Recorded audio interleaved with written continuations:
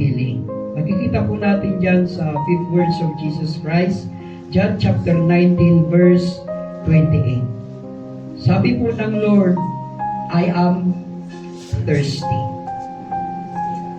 The 5th of Jesus' 7 last words on the cross signifies that He is the living water.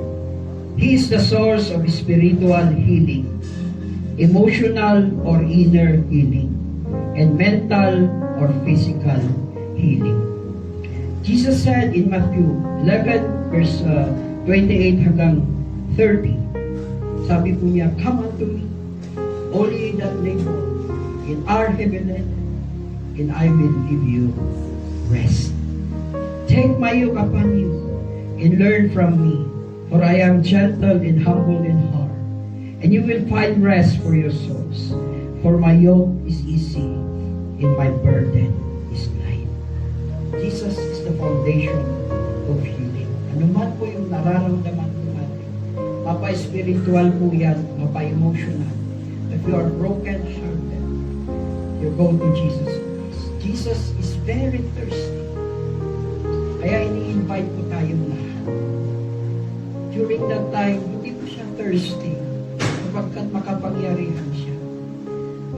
Thirsty siya in the physical, pero may gustong sabihin talaga ang Lord. Bakit po niya sinabi na I am thirsty? Jesus Christ is thirsty sa lahat ng pangangailangan natin. Spiritual, emotional, mga problems. If you are dry, you go to Jesus. He is the living. If you want refreshment, you go to Jesus Christ. He is the living.